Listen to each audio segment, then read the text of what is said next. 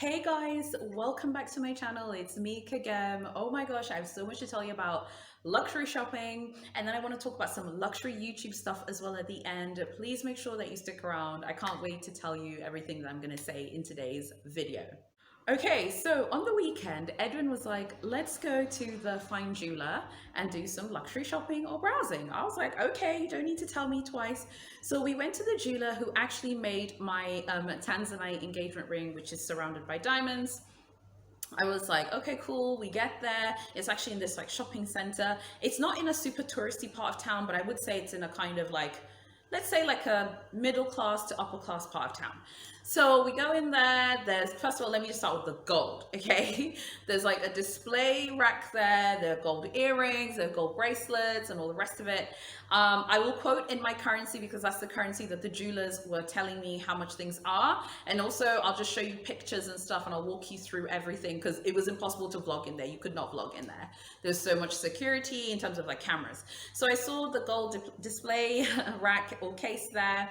It looked, I don't know, it just looked so great. They were like 18K, like I think there were like bracelets there. I also saw some earrings as well, and there's 24K as well. There's this piece right here, which was an 18K necklace. It's quite slender, and it is, I mean, I thought it was quite nice. I have to say, it was a unisex piece. Very, very nice. Very, for me, I'd probably prefer something a bit more out there, and that's like bigger. But I have to say, I did like this piece as well. Gold is massive in Tanzania. People give gold obviously for wedding gifts.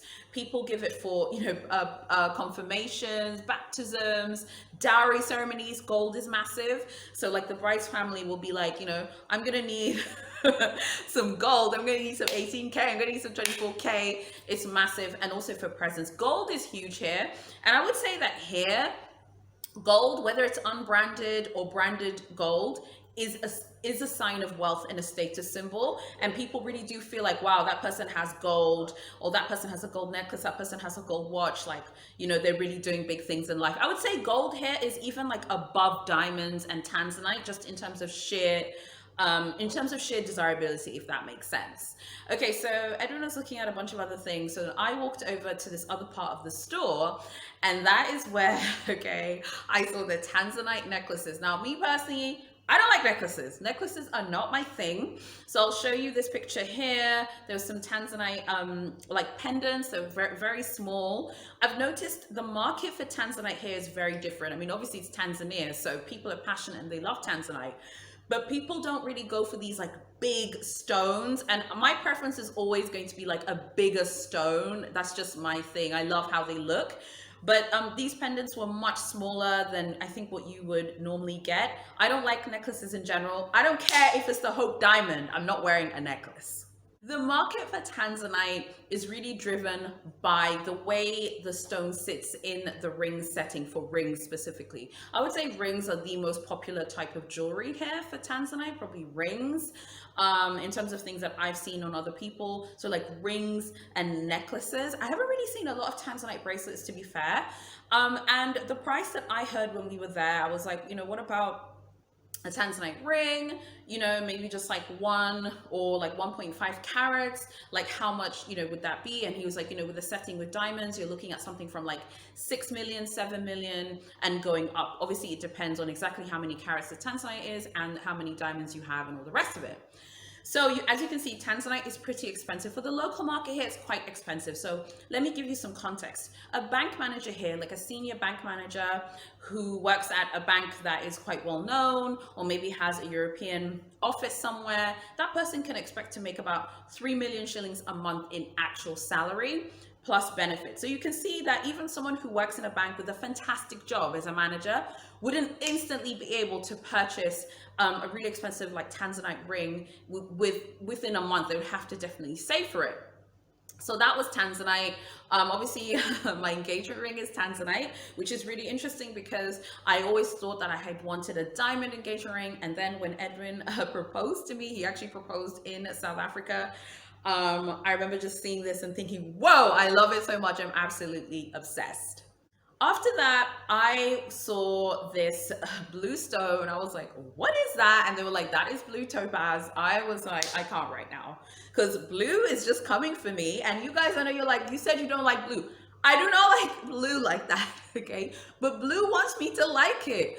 I thought that this was just such a beautiful stone. I love how light it is, how clear it is. I just thought it was so beautiful. It looked like it came out of the Indian Ocean. I loved it so much. I thought it was gorgeous. So I was asking him questions about how much it cost. So this is what he told me. He said if you were to have a 1 carat like blue topaz stone without any setting, without any CZs or diamonds to support it, it would be something like 400,000 Tanzanian shillings. He said then if you were to have it as like a ring, obviously a ring, but this time with a CZ setting, so CZ supporting it, it would be something like between 1.5, I think he said it was like 1.5 and 2.5 million shillings. So it would start at 1.5. Then he said if you were to have a 1 carat blue topaz surrounded with diamonds themselves, it would start at around 3.5 million Tanzanian shillings. So those are the types of prices you look at for blue topaz. The blue topaz is actually from Tanzania. It's mined in this town called Morogoro. Morogoro is like a 2-hour drive from Dar-es-Salaam. I've been there before with Edwin. We've been on a road trip there. Very nice. The air is beautiful there. And for those of you who love hiking and hills, you probably really like it there. So I was like quite shocked about that. They also had white topaz. They had a lot of different types of topaz colors there. Very beautiful. I have to say I was digging it and I was vibing it. In terms of diamonds, I did see like some diamonds there and stuff, but in terms of like the market here for diamonds, the diamonds tend to support the other stones. So people here tend to like to have something like this, like Tanzanite and then diamonds that support it. Now, when Edwin proposed, I was not thinking, how many carats is my ring? How many carats is my ring? I'll have to go and find the certificate and just have a quick look at some point. But I think mine is like 1.5. I think that's how many carats my Tanzanite is. I think it's like 1.5, something like that. So yeah, I have to say the experience this time, like browsing there, was much better than last time.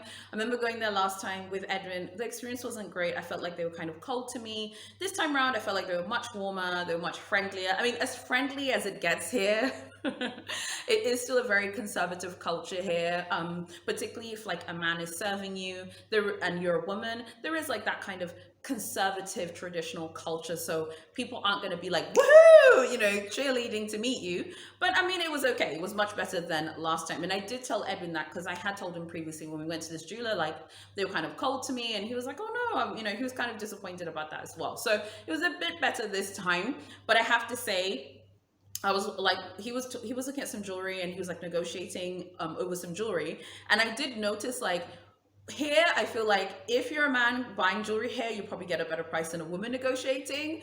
It's just something I noticed. But as a general rule, if you're here and you're shopping for Tanzanite, any gemstone, diamonds, whatever it is, even gold, you're absolutely expected to negotiate. They expect it from you. However, it's not in every single store. So it depends on the market. So for example, the fine jewelry industry here, they completely expect you to negotiate. So that's fine. And if you go to like a local food market or a fish market here, of course you can negotiate.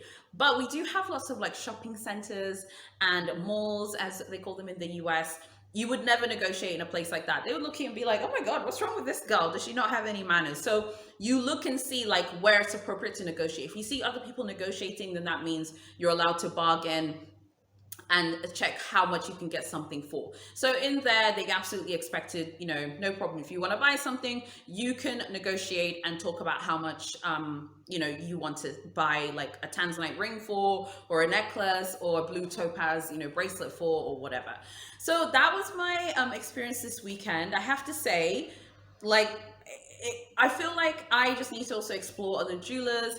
That's a jeweler that Edwin is familiar with. I think I need to explore kind of on my own and find other jewelers who are here, because I feel like, I don't know, I just kind of feel like sometimes it's like a cultural thing here where the person running the store just might not be used to dealing with a woman alone and a woman with like requests like me. Whereas if you go with your husband, sometimes they're a little bit warmer, or your boyfriend, they're a bit warmer and a bit friendlier. So I just wanted to put that out there. Okay, so my cousin and her husband actually have their own jewelry company, and I'm going to mention them here because it is completely relevant to the video. She doesn't know that I'm mentioning her, but they make some beautiful jewelry and they have gorgeous stones. They're in Zambia and Tanzania. So I want to show you here these beautiful Zambian emeralds. These are obviously from Zambia. You can get them in Lusaka at their store. These are gorgeous. I mean, imagine one of these on your hand, okay? Like, I just can't, okay? And for me, I mean, obviously you have Colombian emeralds. Zambian emeralds are absolutely breathtaking and super beautiful. Just love this. Love, love, love. I also wanted to show you the rings that they have as well. They're so beautiful. I feel like Tanzanite in a ring setting is absolutely breathtaking. I love these ones. I think they're absolutely gorgeous. And I would recommend Tanzanite as a ring. And I'm saying this as someone who didn't know that I initially like would vibe with blue, but sometimes my ring looks like royal blue, electric blue, and then sometimes it looks violet as well. So I'll link their socials in the description below so you can go check them out. They make some phenomenal jewelry. I'm not just saying that because she's my cousin. They do make phenomenal jewelry and the customer service is really good. The other jeweler, I'm not gonna link them because I'm still like, you know, my feelings are still hurt from the previous time we were there. I don't like feeling like I have to go with my man, okay, to get good customer service, but it was a little bit better this time. I would love to know what you think about my luxury shopping experience. If you have any questions, you want to talk about Tanzanite, blue topaz, white topaz, gold. If you want to ask me about gold in Tanzania, feel free. Don't forget to like and comment on this video as well and turn on notifications so you don't miss any of my future videos. And now I want to tell you about some luxury YouTube stuff that I need your opinion on. Okay, many moons ago, there was a video that I was watching. It was a really good shopping vlog. I was enjoying it. And then I saw someone comment on this video. It wasn't mine. It was from another YouTuber. And they were like, you know, you're just always like shopping and stuff, but you don't seem like you have a car. You should buy a car. And I remember thinking it was just such a strange comment because we all live in different cities with different situations. Those of you from London, or those of you who live in Paris, like if you live in Paris, you don't need a car. You can just use the metro if you live in central Paris. If you live in central London, not even central London, like zone 4, whatever, you don't really need a car because everyone uses the tube and the bus links and stuff and everyone uses public transport. So it got me thinking, do you feel like people should do luxury shopping if they don't have a car and if they're still renting? Do you think that's okay? Do you feel like you should have like perfect finances in order to buy luxury items? I mean, what do you guys also think about the installment plans or the layaway plans, I believe they call them in the US? Like, what do you guys think of those like luxury installment plans and stuff? I saw some of you discussing them in my comments. I thought it was really interesting. In my opinion, I think that a comment like that is unfair without looking at where the person lives. Those of you who live in London, particularly central Londonish, like from zones 1 to 4, you don't need a car in terms of the tube. You do not need a car. Okay, tell me if I'm wrong or whatever, because I have been back in TZ now for a decade. But am I wrong or what? Because I don't feel like you need a car. When I was in the UK, when I was living in London doing my master's, I was, you know, running around everywhere on the tube and it was fantastic. And I had a great time and I didn't feel like I needed a car. When I moved back to Dar, I was like, oh my God, I need to buy a car. And I remember speaking to a friend of mine from West Africa and she was like, mate, you need to move out first because I was back at mum's. And I was like, I knew I wanted to live alone as soon as I came back because I just valued my privacy so much. And I remember the first thing I did was like, no, I need to buy a car because I need to be mobile. In Dar, I don't feel like you would enjoy your life here if you didn't have a car. So I remember in like literally 1 year, I bought a car and I got a flat that I was renting. And I was so much happier. So I think it's completely different. I feel like life here without a car would not be good for those of you who like luxury and like the finer things in life. I don't feel like you would enjoy it. Even just relying on Ubers, I don't feel like you'd be comfortable. It's just much easier to just turn on your own car and go drive and go where you want. Whereas I feel like London, Paris, you know, do you really need a car? I mean, what do you guys think? I'm very curious about that. I also thought that comment was so judgmental. Like, you don't know someone's life. You know, you see these really cool edited vlogs or videos about luxury, about shopping, about unboxings. You don't really know the person's lifestyle and you don't know what they're doing. And I remember seeing a bunch of people commenting there and stuff saying, oh yeah, you know, she probably doesn't have any investments, she probably doesn't have this. Well, what do you have? I mean, am I triggered on something because I make videos? I mean, I don't really know. But for me, I remember speaking to like friends of mine who'd moved back home, who were Africans, who had moved back to the African continent in their respective countries. I was like, you're crazy to rent a flat before getting a car in an African city. Our public transport is not the same as, the metro in Paris or the London Underground in London. It is not the same. You absolutely need a car. And I think I made the right decision. So I remember getting my car. I was still living at home. And I told mom, this was 2010. And I was like, mom, I need to live in my own crib. I hope you're not offended. This is a very traditional culture. 10 years ago, women did not live alone. Like, they didn't. When you left the house, you left to go get married. At that time, like, I had just met Edwin, we were dating and stuff. My mom thought we were trying to move in and live together. I was like, I am not living with E, okay? I'm not living with Edwin, okay? And she was like kind of clutching her pearls. But then I remember I got my car, I got my flat, and then she got me this beautiful armoire for my first flat that I was renting. So I remember thinking, wow, I'm really excited I'm doing my own thing. But I don't know if it's fair to judge someone who lives in a different city where everyone uses public transport, like every single person. Very curious to know what you guys think about this. Do you think luxury YouTubers need to be like absolutely perfect and have like a luxury car before they buy a Chanel bag and have, like 2 mortgages before they buy a Chanel bag? Or do you think people can manage their finances in their own way? Thank you so much for watching, and I'll see you in my next video.